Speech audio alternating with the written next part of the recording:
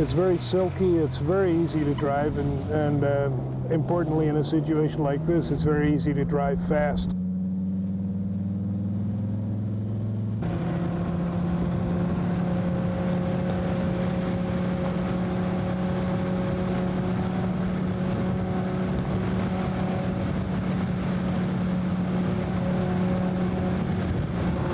I spent most of my career in a speed unlimited environment in Europe, and the speeds that we drive here were the speeds that I commonly used on the road with my whole family in the car.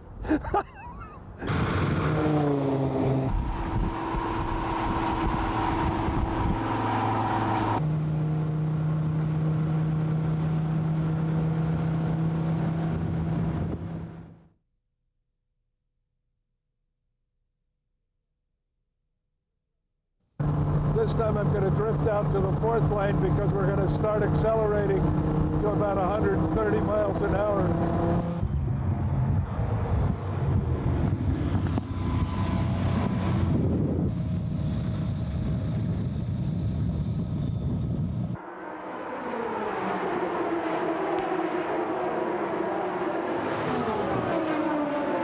This is a huge honor for me because it is the best known and most prestigious motor racing event in the world, and to be allowed to drive the pace car is just terrific.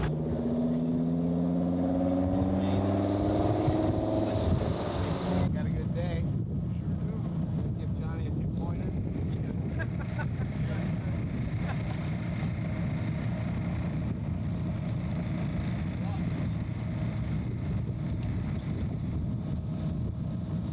Felt a little bit of a time-consuming thing to get in there. Here he goes.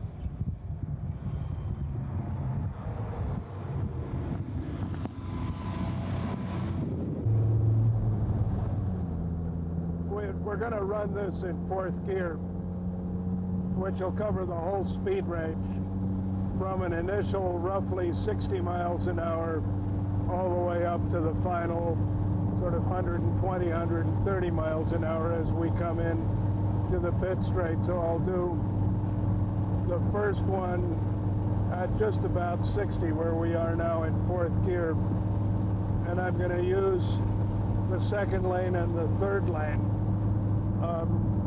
In the corners I'll use the 2nd lane, and then I drift back out to the 3rd lane for the straights.